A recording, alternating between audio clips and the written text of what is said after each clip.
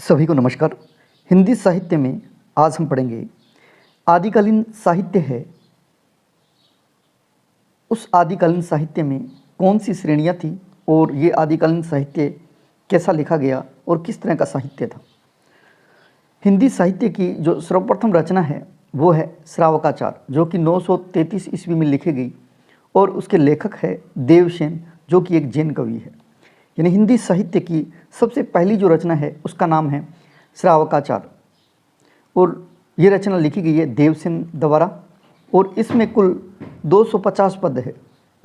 इसमें कुल है 250 पद और इसमें श्रावक जो धर्म है उसके सिद्धांतों का वर्णन किया गया है। हिंदी साहित्य की पहली जो रचना है वो है श्रावकाचार, जो कि श्रावक धर्म से संबंधित है और उसके लेखक है देवसेन, जो कि एक जैन कवि है और उसमें कुल 250 पद है। तो ये सारे फैक्ट है, ये आप अच्छी तरह से याद करेंगे।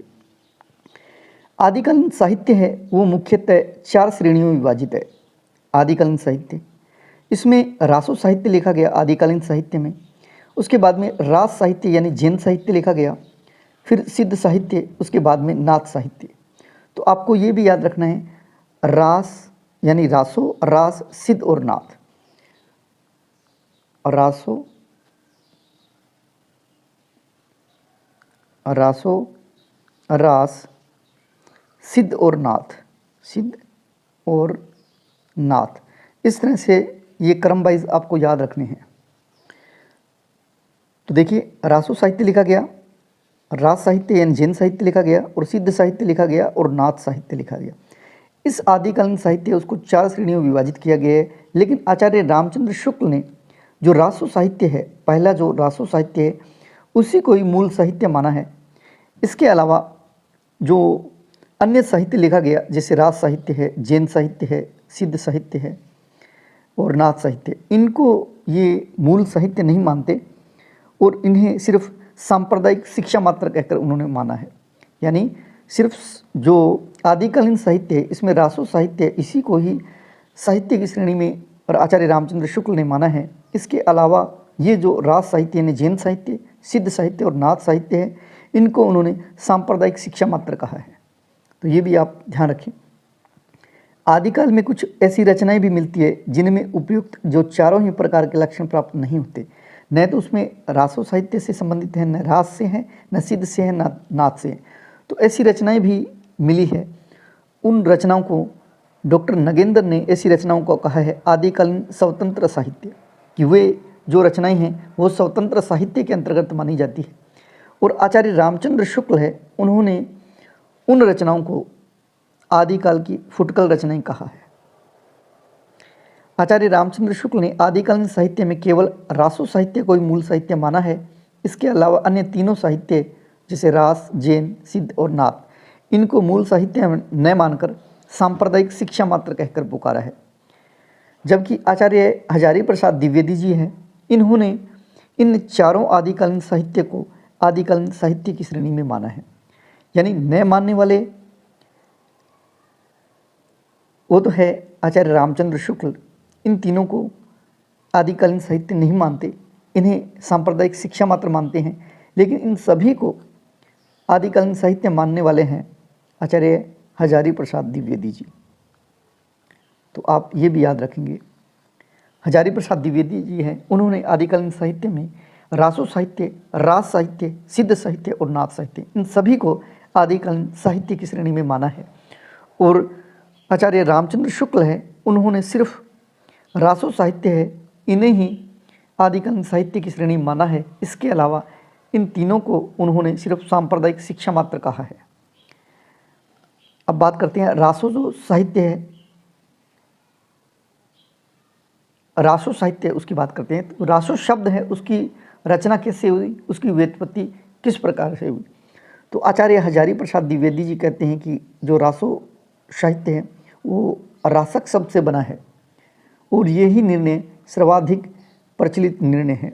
यानी ये मत जो आचार्य हजारी प्रसाद द्विवेदी जी का है कि रासो साहित्य वो रासक शब्द से बना है, तो रासक शब्द से ही रासो शब्द की उत्पत्ति हुई है। तो ये जो मत है ये सर्वाधिक निर्णायक मत भी है। और आचार्य रामचंद्र शुक्ल ने रासो जो शब्द है उसकी उत्पत्ति रसायन शब्द से मानी है। तो ये पूछा जाता है कि रासो शब्द है, आचार्य रामचंद्र शुक्ल ने उसकी उत्पत्ति कहाँ से मानी है, तो रसायन शब्द से मानी है। और हजारी प्रसाद द्विवेदी जी है, उन्होंने रासक शब्द से मानी है। और रासक शब्द से मानने वाला जो मत है वो सर्वाधिक प्रचलित मत है।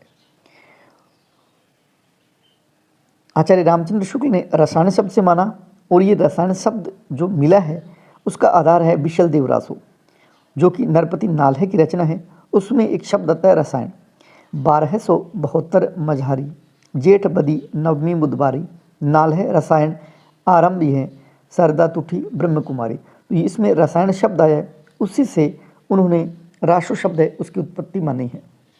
गारसद तासी ने राजसु या राजसूय शब्द से रासो शब्द की उत्पत्ति मानी है। और डॉक्टर दशरथ शर्मा ने रास शब्द से रासो शब्द की उत्पत्ति मानी है। इसके अलावा कविराज श्यामलदास हैं और डॉक्टर काशी प्रसाद जायसवाल हैं, उन्होंने रहस्य शब्द से रासो जो शब्द है उसकी व्युत्पत्ति मानी है। तो आपको महत्वपूर्ण है ये दो कथन याद करने हैं कि आचार्य रामचंद्र शुक्ल ने रसायन शब्द से मानी है और आचार्य हजारी प्रसाद द्विवेदी हैं, उन्होंने रासक शब्द से रासो शब्द की उत्पत्ति मानी है। और सर्वाधिक प्रचलित मत भी हजारी प्रसाद द्विवेदी का है कि रासक शब्द से ही रासो शब्द है वो बना है। अब रासो जो साहित्य लिखा गया है उसकी प्रमुख रचनाएं कौन सी है, जैसे पृथ्वीराज रासो है जो कि चंद्र बरदाई की लिखी गई रचना है, महत्वपूर्ण रचना है। विशल देव रासो है जो कि नरपति नाल्हे की रचना है। परमाल रासो है जो कि जगनिक की रचना है। विजयपाल रासो है जो कि नल सिंह की रचना है। और खुमान रासो है जो कि दलपत विजय की रचना है। हमीर रासो सारंगधर की रचना है। बुद्धि रासो जलहन द्वारा लिखा गया है। और मुंज रासो अज्ञात है। राम रासो सम्य सुंदर का लिखा हुआ है। कुमार पाल रासो देवप्रभ का लिखा हुआ है। और कयाम खां रासो न्यामत खां या जान कवि द्वारा लिखा गया है। इसके अलावा रतन रासो जो कि कुंभकर्ण द्वारा लिखा गया है। कलयुग रासो रसिक गोविंद द्वारा लिखा गया है। और राणा रासो दयाराम या दयाल कवि द्वारा लिखा गया है। ये महत्वपूर्ण रचनाएं हैं, इसको हम आगे डिटेल से पढ़ेंगे तो और अच्छी तरह से याद हो जाएगी। इसके अलावा देखिए जो रासो साहित्य है उसकी प्रमुख विशेषताएं क्या है। रासो साहित्य मुख्यतः चारण कवियों द्वारा लिखा गया है, यानी जो राजा के दरबार में चारण कवि रहते थे उन्हीं कवियों के द्वारा जो रासो साहित्य है वो लिखा गया है। और जो रासो साहित्य लिखा गया है तो इन साहित्य रचनाओं में कवियों द्वारा अपने आश्चर्यदाता यानी राजा के शौर्य और पराक्रम का अतिशोक्तिपूर्ण वर्णन किया गया है, यानी बढ़ा चढ़ाते हुए उनके जो शौर्य है पराक्रम है उनका अतिशोक्तिपूर्ण वर्णन किया गया है कवियों के द्वारा। इनमें युद्ध और प्रेम का वर्णन अधिक किया गया है, इसलिए इस साहित्य में यानी रासो साहित्य में वीर रस और साथ साथ में श्रृंगार रस उसकी प्रधानता मिलती है। और जो ये साहित्य लिखा गया ये किस भाषा में लिखा गया, इसकी भाषा में विविधता है। अनेक प्रकार के छंद मिलते हैं जिनमें छपे भी हो सकता है, तोमर भी हो सकता है, गाहा भी हो सकता है, आर्य भी हो सकता है, बहुत सारे इसमें छंद की प्रधानता मिली है। और डिंगल और पिंगल से शैली की रचनाएं हैं। डिंगल आपको पता है राजस्थानी और अपभ्रंश मिश्रित भाषा होती है, और पिंगल है वो अपभ्रंश और ब्रज भाषा है वो मिश्रित बोली होती है। इन रचनाओं में ऐतिहासिकता के साथ साथ कल्पनाओं का समावेश किया गया है, यानी ऐतिहासिकता तो है ही, साथ साथ में कल्पनाएं हैं, उन कल्पनाओं का वर्णन या समावेश रासो साहित्य में खूब किया गया है। इन रचनाओं में संकुचित मानसिकता का प्रयोग है, यानी जो मानसिकता है वो राष्ट्र के प्रति संकुचित है, क्योंकि सभी राजाएं अपने क्षेत्र के लिए लड़ाई लड़ते थे और उन्होंने इस देश को या भारत को एक न मानते हुए अपना जो क्षेत्र है उसको उन्होंने देश माना।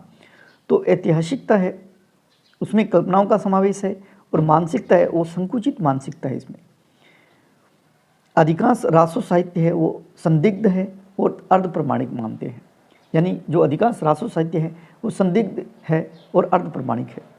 इसके अलावा बात करते हैं कि जो रासो साहित्य लिखा गया उन सभी रासो साहित्य के बारे में हम आगे की वीडियो में डिटेल से पढ़ेंगे। जो रासो साहित्य लिखा गया है, जैसे रासो साहित्य, इसमें ये पृथ्वीराज रासो है, ये चंद्रवरदाई का लिखा गया है और ये महाकाव्य है और प्रबंधात्मक श्रेणी में लिखा गया है। इसमें कुल 16,306 श्लोक है, 68 प्रकार के छंद है और 69 सरंग है या समय में विभाजन किया गया है। शैली है इसकी पिंगल शैली और नायक है इसमें पृथ्वीराज चौहान, जो कि अजमेर के अर्णोराज के सुपुत्र यानी पोते अर्णोराज के और सोमेश्वर के पुत्र है पृथ्वीराज चौहान। और नायिका है, उसका नाम है संयोगिता, जो कन्नौज के राजा जयचंद की पुत्री है। तो इसमें पृथ्वीराज रासों में पृथ्वीराज का जो वर्णन है वो खूब किया गया है और लिखा गया है चंद्रवरदाई द्वारा। हम नेक्स्ट वीडियो में पृथ्वीराज रासो ही नहीं, रासो साहित्य की जो महत्वपूर्ण रचनाएं हैं उन सभी के बारे में डिटेल से पढ़ेंगे। जय हिंद, जय भारत।